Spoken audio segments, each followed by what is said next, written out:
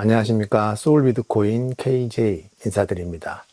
하락장은 도무지 끝날 기미가 보이질 않지만 금액을 볼 때마다 두근거리는 가슴을 달래며 리플의 가능성을 냉정히 들여다보고 자신만의 확신이 생긴다면 이 하락장은 당연한 과정임을 깨달을 수도 있고 오히려 찬스라고 확신할 수도 있을 거라 생각합니다.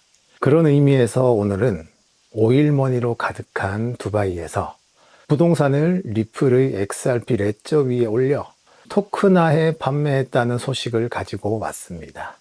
이번에 두바이에서 XRP 레저 위에 올린 부동산은 고층 빌딩이 밀집한 핵심 상업 주거지 비즈니스베이에 위치한 방 2개짜리 아파트입니다. 미국으로 치면 맨해튼의 주요 상업지구, 서울로 치면 강남권 핵심 지역 정도로 이해하셔도 됩니다. 예전에는, 아니 아직까지도 부동산을 소유하려면 서류 준비와 등기, 은행 업무까지 시간이 오래 걸립니다. 거기다 여러 명이 나눠 가지려면 더 복잡해집니다. 그런데 이번 두바이 사례를 보면 두바이 토지국이 약 40평 규모 방 2개짜리 아파트를 130만 개의 토큰으로 쪼개 시장에 올렸는데 224명이 참여해 24시간 만에 완판됐습니다. 두 번째 매물은 1분 58초, 세 번째는 5분도 안 돼 전부 팔렸습니다. 눈여겨볼 점은 몇 달까지도 걸리던 소유권 분할과 이전이 XRP 레저 위에서 온체인으로 몇 분 만에 처리됐다는 사실입니다. 물론 아직은 아파트 세 채에 불과합니다. 하지만 말로만 나오던 실물 자산 토큰화가 실제로 거래됐다는 사실은 결코 가볍게 볼 일이 아닙니다. 이 거래를 위해 두바이 토지국, 아랍에미리트 중앙은행, 가상자산규제청, 리플 본사 기술팀이 최소 1년 이상 심혈을 기울였고 파트너사인 프립코는 약 135억 원 이상의 펀딩을 받았고 두바이 미래재단과 참여 기관들의 인프라 지원까지 합치면 수백억 원대의 프로젝트였다고 보는 게 적절합니다. 결국 일회성 테스트로 끝날 거래가 아닌 그들이 발표한 2033년까지 약 23조 원 상당의 실물 자산을 토큰화하겠다는 목표를 위한 첫 시도였다는 건 분명합니다.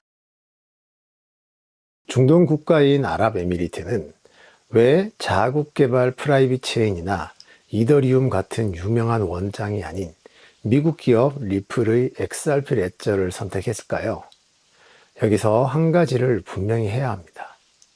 자산 토큰화는 더 이상 밈코인과 디파이 커뮤니티가 주도하는 시장이 아닙니다. 국가와 중앙은행, 금융기관들이 철저한 규제와 라이선스 구조 안에서 직접 판을 짜는 사업입니다.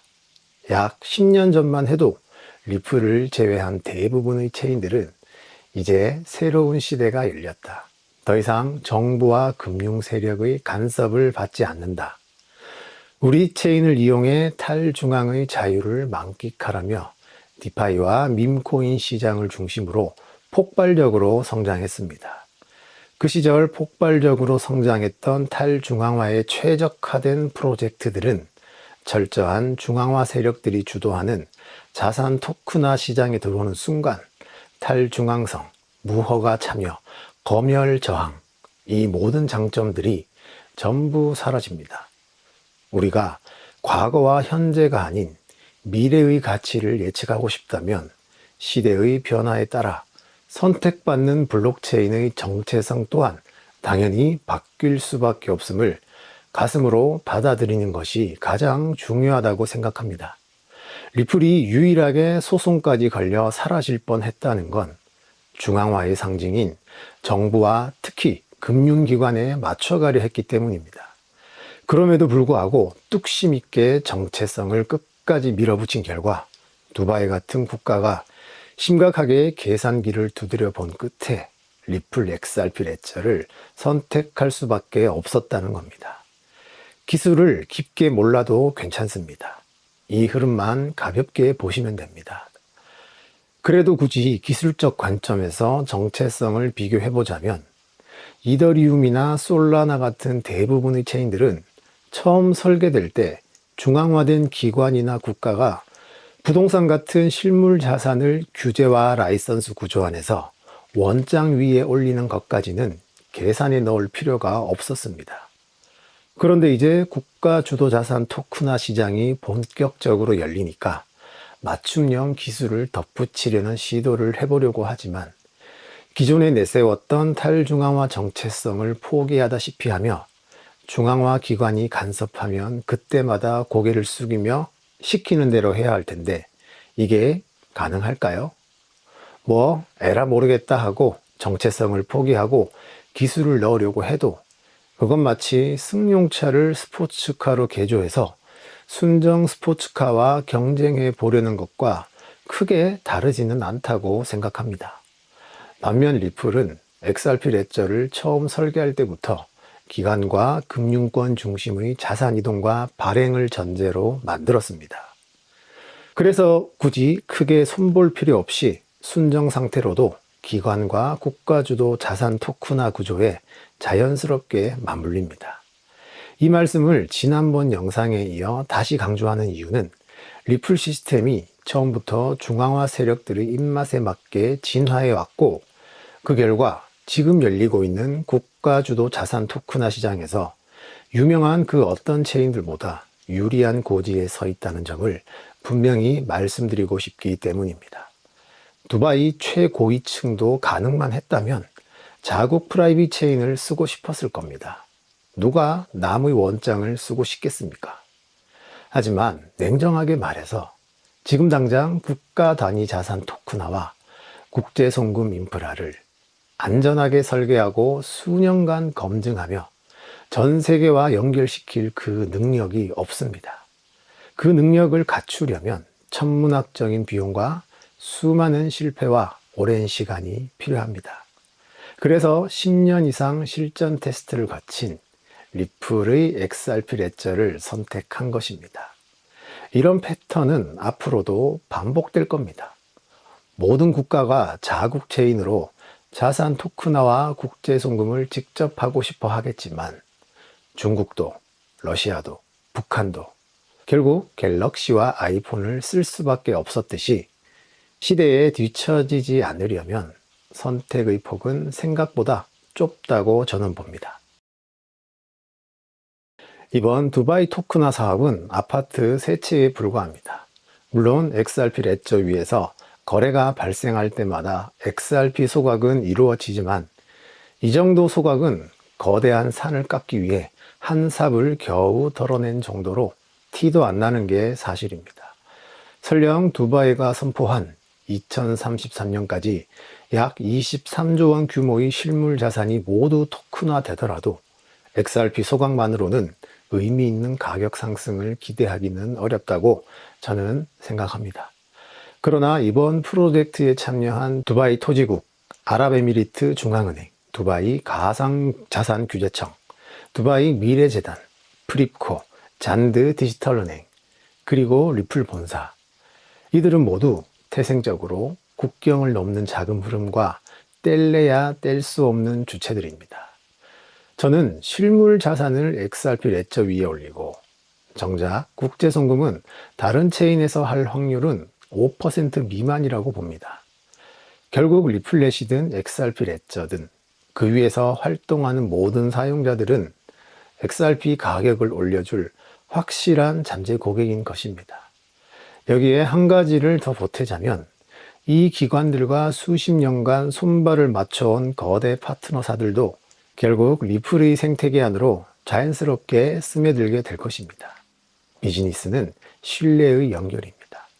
그들이 검증한 시스템을 파트너사들이 거부할 이유가 없습니다. 결국 두바이 프로젝트의 성공은 전 세계 정부와 기관들에게 그 어떤 광고보다 강력한 살아있는 증거가 될 것입니다. 한 가지만 더 현실적인 희망을 더해보자면 자국 CBDC와 디르함 스테이블 코인 발행 역시 결국 리플의 CBDC 전용 원장과 XRP 레저 기반 구조로 확장될 확률이 높습니다. 자산은 XRP 레저 위에 올려놓고 결제와 정산은 굳이 다른 체인과 섞어 쓴다? 구조상 맞지 않습니다. 실물 자산 발행, 유통, 정산, 국경 간 이동까지 이미 한 번 연결된 인프라를 굳이 쪼개서 복잡하게 만들 이유가 없습니다. 이미 아시겠지만 리플의 시스템 안에는 단순한 메시지 전달이나 자산을 보관하는 일부 기능만 제외한다면 사실상 거의 모든 비즈니스 영역에서 XRP는 사용될 때마다 쓰이는 구조입니다. 물론 아직까지 에스크로 계좌에 약 340억 개의 XRP가 남아있다고 합니다. 하지만 유동성을 공급하고 만약의 사태에 대비하기 위해 리플 본사 역시 전체 물량의 최소 20% 이상은 사업적 방어선으로 계속 보유할 가능성이 높습니다.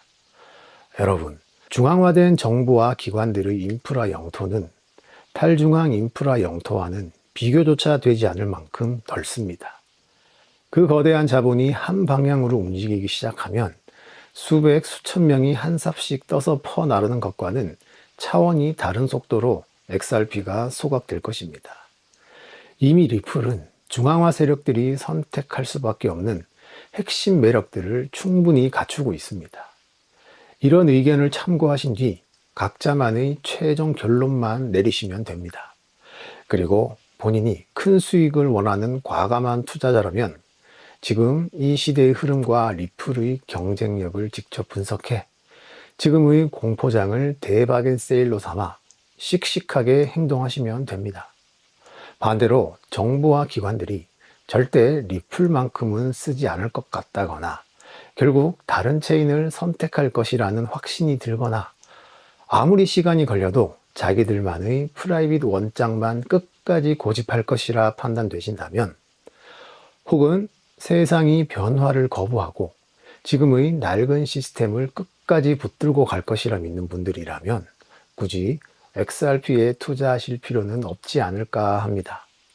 한 삽 한 삽 떠서 산을 어떻게 옮기냐며 비웃다가 실제로 그 미미해 보이던 소각과 사용이 쌓여 산의 윤곽이 조금씩 낮아지는 걸 눈으로 확인하게 되면 그때 가서야 여기저기서 XRP가 대세라느니 거 봐라 내가 뭐라고 했느냐 하며 큰 목소리를 내는 스피커들 많아질 겁니다. 늘 그렇듯이 현재 가격을 비아냥대는 부류의 사람들은 그때 가서 1,900원, 2,000원대, 심지어 4,000원대 가격을 조롱한 자신을 돌아보며 저절로 생기는 그 씁쓸함을 도저히 견디지 못한 채 또 다른 채널을 기웃거리며 비난과 조롱을 반복하고 있지는 않을까요? 저는 현 시대의 흐름은 탈중앙 세력이 주도했던 블록체인 시대는 그 기세가 완만해진 반면 정부와 기관들 같은 중앙화 세력들이 본격적으로 판을 짜는 시대에 접어들었다고 봅니다. 그래서 서러움 속에서도 중앙화 세력들의 입맛을 최우선시한 리플은 물 만난 고기 마냥 서서히 반등할 수밖에 없다고 판단하게 됐습니다. 그래서 항상 XRP 사느라 용돈이 늘 부족합니다. 우리는 극소수만이 성공한다는 걸 머리로는 다 알고 있습니다. 하지만 수많은 사람들이 무서운 롤러코스터를 타도 죽거나 다치지 않는다는 걸 알면서도 본능이 움츠러들어서 결국 타지 못하는 것처럼 지금 이 순간도 찬스라는 걸 알면서도 들어오지 못하는 분들, 아직도 망설이는 분들, 두려움에 손이 떨리는 분들 정말 많습니다. 그러니 지금까지 잘 버티고 계시다면 스스로를 한 번쯤 진심으로 칭찬해 주셔도 나쁘지 않을 것 같습니다. 마지막으로 지나치게 제 중심적인 신념 하나를 소개하며 오늘 이야기를 마칠까 합니다. 우리가 머리로 아는 그 모든 지식을 단호하게 실천해 내려면 보이지 않는 거대한 힘이 절대적으로 도와줘야만 가능하다고 생각합니다. 옛 조상들이 괜히 일이 잘 풀린다, 안 풀린다는 표현을 쓰신 게 아닐 겁니다.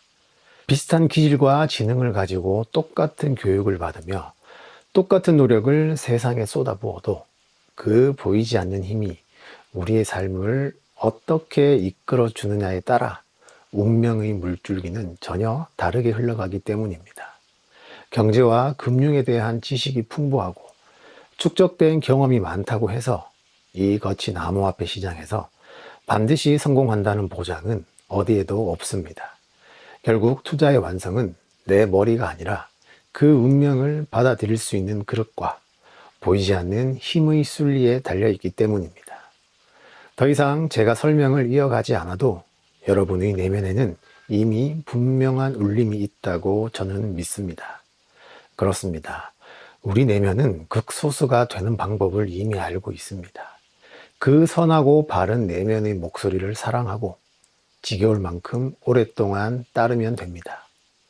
우리의 신성한 본능은 결코 지나침을 부추기지 않습니다. 제가 오늘 준비한 이야기는 여기까지입니다. 늘 끝까지 시청해 주시고 댓글과 좋아요로 힘을 보내주시는 모든 분들께 진심으로 감사드립니다. 다음 영상에서 뵙겠습니다.